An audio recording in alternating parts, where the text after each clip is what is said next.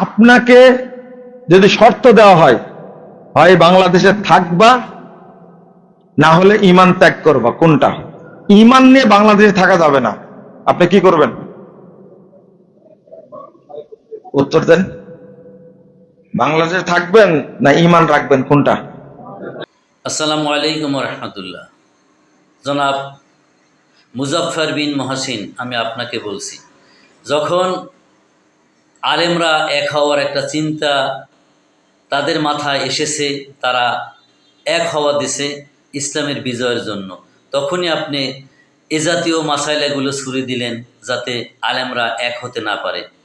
আলেমদের মাঝে বিভেদ আপনাদের মতো বক্তারাই সৃষ্টি করে রেখেছেন। মাসলা মাসাইলের পারদর্শী নয় বিদায় আলেমদের কাছে শুনতে যায়, জানতে যায়।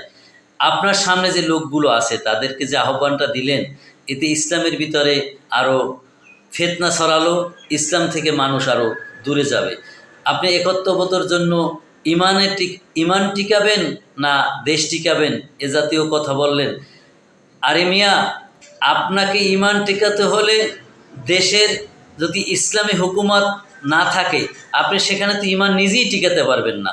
এখানে ইমান টিকানোর ব্যাপারে দেশের সাথে সম্পর্ক করেন, যেখানে আলেমদের গুম করে, যেখানে আলেমদেরকে হত্যা করে, যেখানে আলেমদেরকে জঙ্গি বলে চালিয়ে দেয়।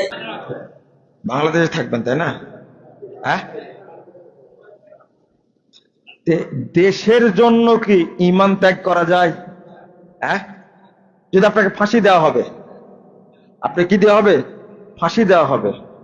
তুমি ঈমান ত্যাগ করো, তাহলে ফাঁসি দেওয়া হবে না, কি করবেন? রাজনীতি, রাজনীতি রাজনীতি করতে গেলে ঈমান থাকবে না, তাহলে কি রাজনীতি করবেন না ঈমান রক্ষা করবেন? বুঝলেন না মনে হয় কথাটা? আমি তো হাতে ঘা দিয়ে কথা বলি, কারণ এই দেশটাই, কি বলে, এই দুনিয়াটাই আসল না, পরবর্তী জীবন একটা আছে না, ওখানে ঈমান ছাড়া রাজনীতি কবরে যাবে নাকি আপনার? হ্যাঁ, আপনার দেশপ্রেম কবরে যাবে? দেশকে ভালোবাসতে গিয়ে আপনি যদি কাফের হয়ে যান। আর আল্লাহ সুবহানাহু ওয়া তাআলা কুরআনুল কারিমে বলছে আকিমুস সালাত আকিমুদ্দিন, দুটো আয়াত একইভাবে।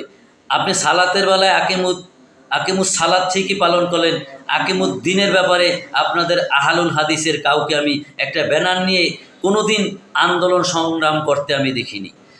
অথচ যারা আন্দোলন সংগ্রাম করে তাদের পিছু লাগেন কি জন্য? আসলে আপনি কি ইসলামের সৌন্দর্যটা চান, না ইসলামটা সমাজ থেকে বিলুপ্ত হোক, আপনি এটা চান?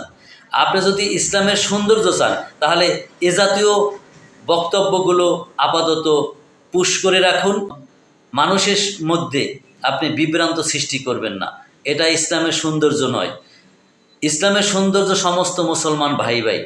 রাসূলুল্লাহ সাল্লাল্লাহু আলাইহি ওয়াসাল্লামের কাছে সকল মানুষই ছিল সমান, ধর্ম তাদের ভিন্ন ছিল। তার কাছে মানুষ হিসাবে সকলে মানুষের মর্যাদা, মানুষের আত্মসম্মান মুহাম্মদ সাল্লাল্লাহু আলাইহি সাল্লামের কাছ থেকে পেয়েছেন। অথচ আপনি এমন এমন বক্তৃতা দেন যে বক্তৃতা শুনলে মানুষের হৃদয়ে রক্তক্ষরণ হয়। আসলে দেখেন তো, আপনার সেমিনারে কয়টা লোক হয়? আপনার সেমিনার, আপনার বক্তৃতা শোনার জন্য কয়টা লোক হয়? আপনি বলতে পারেন যে হক কথার পক্ষে লোক কম থাকে, আর যারা হক কথা বলে না তাদের পক্ষে লোক বেশি থাকে। মানুষের বিবেক বুদ্ধি আছে, মানুষ বিবেক বুদ্ধিবান বিদেই আসল সত্যটা এখন গ্রহণ করা শুরু করেছে। আসুন, এ ধরনের বিভ্রান্তিকর কথা থেকে আমরা বিরত থাকি, ইসলামের সৌন্দর্যকে রক্ষা করি। আমা তাওফিকে ইল্লা বিল্লাহ।